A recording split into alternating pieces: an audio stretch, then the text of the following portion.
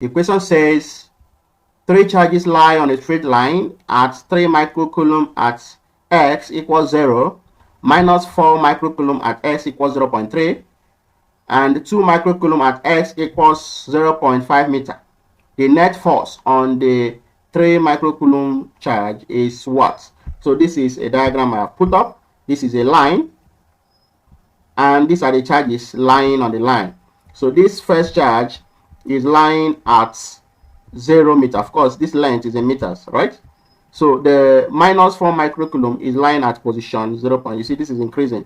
So it's as if this is the positive side and this is the negative side. So if we should have another marking here, so this should be what? Negative side, and this should be what? From here should be positive, right? All right. So, and 0.2 microcoulomb charge is sitting at position 0.5. So the question is asking to find the net force on the 3 microcoulomb charge. So the net force here. So this net force here will be force. Let's take this charge as a test object. The force on this charge due to this charge, and the force on this charge due to this charge. I repeat, the force on this due to this, and the force on this due to this. Because if you remember, Coulomb's law of force, this is electrostatic force, is saying that the force of attraction between two charges is proportional to the product of the charges and inversely proportional to the square of the distance separating them. If you check quickly, if we want to find the force on this charge due to this charge, so we are comparing two charges, and those two charges are separated by distance, right? If you want to compare the force on this charge due to this charge, this is the distance of separation, just this length, 0.5. So how do we find the net force? So we write that the net force will be the force on this first charge, which is 3 microcoulomb charge, due to this second charge. Let's call this the first, the second, the third. The force on this due to this plus the force on this due to what? This, right?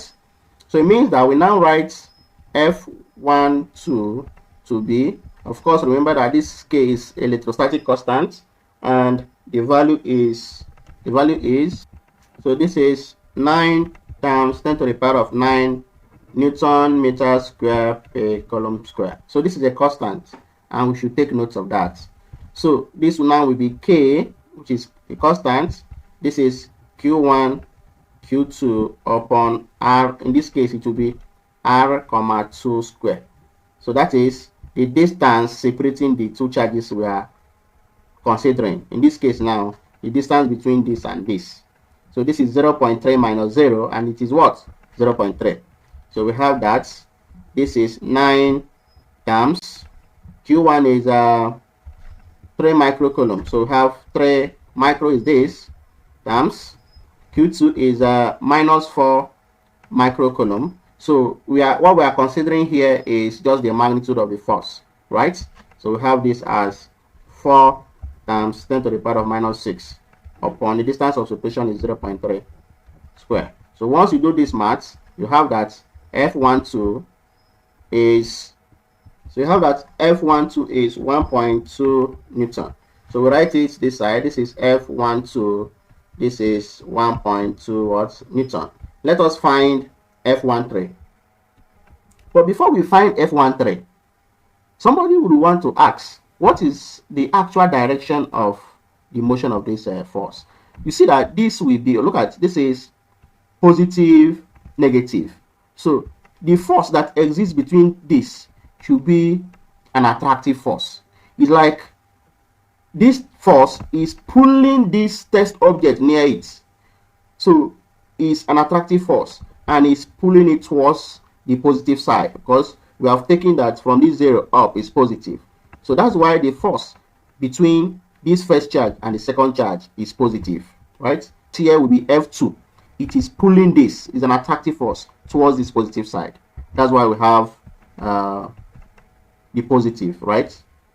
1.2 Newton force. So that being said, so we write it F1 to 1.2 Newton force. Let's see how this will look like. F13. All right. So F13, we write it as F13. This is K, right? Q1, Q3 upon R13. This is R13 square. So if I write R1, 3, it means the distance between 1 and 3. That is the first charge and the third charge. This is the first charge and this is the third what charge. So the distance from here to here. You quickly notice that is 0.5. That is this length. 0.5 minus 0, right? So, and remember that K is 9 times 10 to the power of 9. So you have that Q1 is 3 times 10 to the power of minus 6. And Q2 is given as, what is Q2 there? All right, so we're looking at Q3. Q3 is 2 times 10 to the power of minus 6 upon, this is 0.5 square. So once you do this math, you have that this is once you do this math, however, this is 0.216 Newton, right? So we write that F1, 3 is 0.216 Newton. So what will be the net force? The net force will be the force on this 3 microcoulomb charge. That is the force on 1 due to 2, the force on 1 due to 2, and the force on 1 due to 3. So the force on 1 due to 2 is an attractive type. It is moving towards the positive because this is the test charge. So it's coming towards this, so it's positive. So that's why we will have 1.2. Then the force on 1 due to 3. What is this 3? This 3 is 2. You see, positive, positive. It is a repulsive type. Draw it, so it will be towards the negative. So that's why we have minus 0.216. So if you do this math, you have 0.984 Newton. See, this is positive. It means that the net force is towards the right. So 0.984 Newton right. So this is the solution to this problem.